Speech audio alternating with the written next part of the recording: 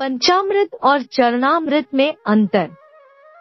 जब आप किसी मंदिर या देवस्थान पर जाते हैं तो पंडित जी आपको प्रसाद के रूप में पवित्र अमृत पंचामृत और चरणामृत देते हैं।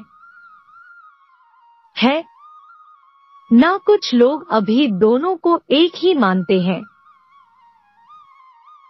लेकिन जो हिंदू धर्म और पूजा पाठ के बारे में थोड़ी भी जानकारी रखते हैं वे इन दोनों के अंतर को भली भांति जानते हैं।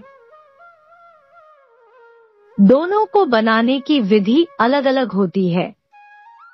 साथ ही यह बहुत ही दुर्लभ है कि किसी को यह एहसास न हो कि दोनों पवित्र पदार्थ कितने शानदार हैं या यह कैसे बना है। भगवान के चरणों का जल ही चरणामृत कहलाता है। शास्त्रों में चरणामृत को औषधि के समान बताया गया है। इसे बनाने के लिए एक तांबे के पात्र में भगवान के चरणों के जल को लेकर उसमें तुलसी का पत्ता और तिल मिलाए जाते हैं। सामान्य तौर पर कहें तो चरणामृत का अर्थ है भगवान के चरणों का पेय, जबकि पंचामृत का अर्थ है 5 अमृत या 5 पवित्र चीजों से बना पदार्थ। जब आपके पास पवित्र अमृत में से कोई एक होता है तो आपके भीतर सकारात्मक भावनाएं उभरती हैं और आपके जीवन में चमत्कारी गुण लाती है। लेकिन आप उनके बारे में क्या जानते हैं? यहाँ हम उन दोनों के बीच अंतर के साथ साथ इसके बारे में अन्य विवरण भी दे रहे हैं। चरणामृत। ऐसा माना जाता है कि यदि आप चरणामृत का सेवन करते हैं तो आपको पुनर्जन्म से नहीं गुजरना पड़ेगा और ऐसा शास्त्रों में भी वर्णित है। अकाल मृत्यु हरणं सर्व व्याधि विनाशन विष्णु पादोदकम पीत्वा पुनर्जन्म न विद्यते। इसका अर्थ है कि भगवान विष्णु के चरणों का पवित्र अमृत सभी पापों का नाश करने वाला है। इसके अलावा यह एक प्रकार की औषधि है और यदि आप चरणामृत का सेवन करेंगे तो आपका पुनर्जन्म नहीं होगा। तांबे के बर्तन में रखा चरणामृत सबसे अधिक लाभकारी होता है। साथ ही तिल, तुलसी के पत्ते डालने से इसमें औषधीय गुण आ जाते हैं। यह न केवल व्यक्ति को स्वस्थ बनाता है बल्कि कई बीमारियों को नष्ट करने में भी सहायक होता है।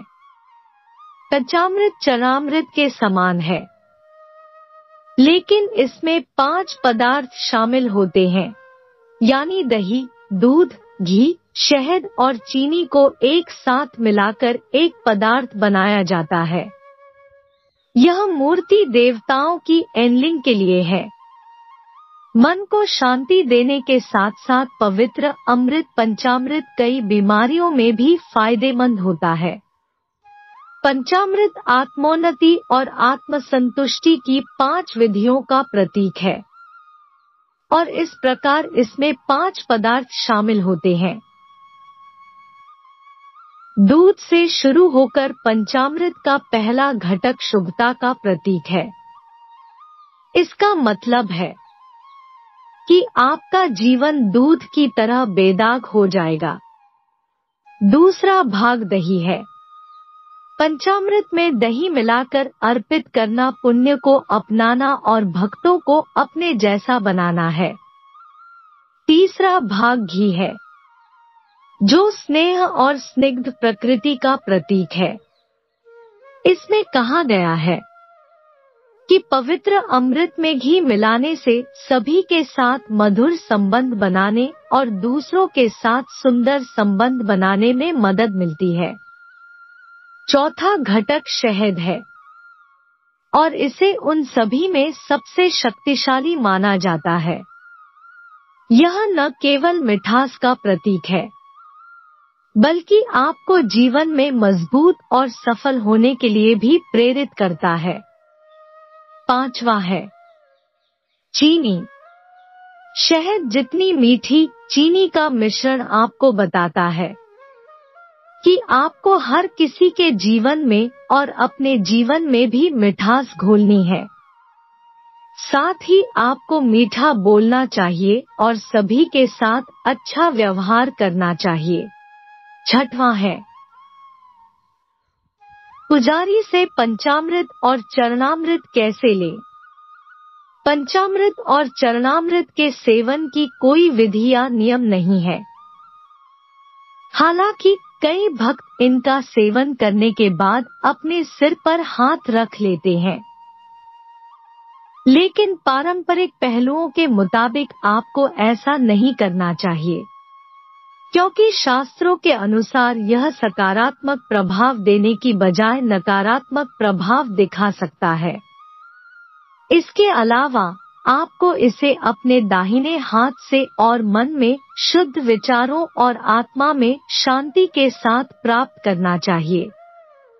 यह सब पवित्र अमृत पंचामृत और चरणामृत को अधिक प्रभावशाली बनाता है। पंचामृत और चरणामृत दोनों का अत्यधिक महत्व है। पवित्र अमृत पंचामृत और चरणामृत न केवल आपकी आत्मा को शुद्ध करता है, बल्कि आपके मन को भी शांत करता है। दोनों में अपने अपने प्रकार के उपचार और रोग निवारण गुण हैं। इसके अलावा हिंदू धर्म और जैन धर्म जैसे कई अन्य धर्मों में भी उनका महत्व है। चरणामृत और पंचामृत लेने का तरीका। कई लोग चरणामृत या पंचामृत लेने के बाद सिर पर हाथ फेरते हैं, जो बिल्कुल गलत है।